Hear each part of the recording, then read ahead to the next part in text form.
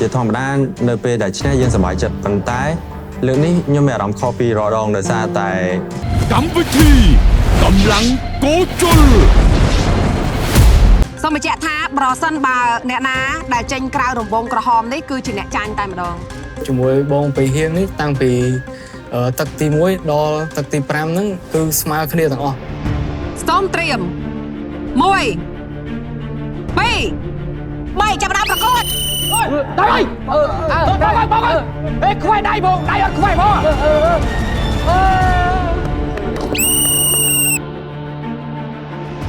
ដោយអ្វីដែលខ្ញុំគិតមែនគឺតឡាបថុយគាត់ព្យាយាមចូលមកបុកខ្ញុំអញ្ចឹងហើយធ្វើឲ្យខ្ញុំឆ្លៀតឱកាសកិច្ចអញ្ចឹងធ្វើឲ្យគាត់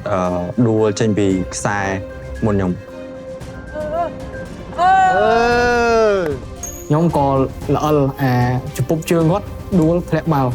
ហើយលទ្ធផលគឺចាញ់បងពីហៀង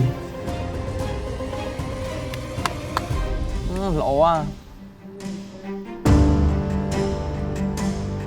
ពីដំបូងមិនលេងចឹងឈាម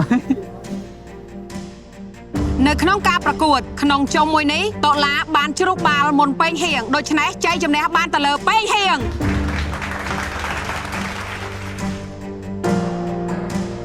ជាធម្មតានៅពេលដែលឈ្នះយើងសប្បាយចិត្តប៉ុន្តែលើកនេះខ្ញុំមានអារម្មណ៍ខុសពីរដងដោយសារតែគាត់ជាមិត្តសម្លាញ់របស់ខ្ញុំអារម្មណ៍របស់ខ្ញុំពេលហ្នឹងគឺធូរស្រាលមែនដោយសារយើងដឹងថាយើងអត់ត្រូវបានជំរុះទេប៉ុន្តែយើងក៏មានអារម្មណ៍ថាសោកស្ដាយចំពោះមិត្តរួមក្រុមហើយបាទអញ្ចឹងទៅធ្វើឲ្យយើងមានអារម្មណ៍មិនចូលគ្នាអត់ថាសប្បាយពេកទៅក៏អីទេបាទ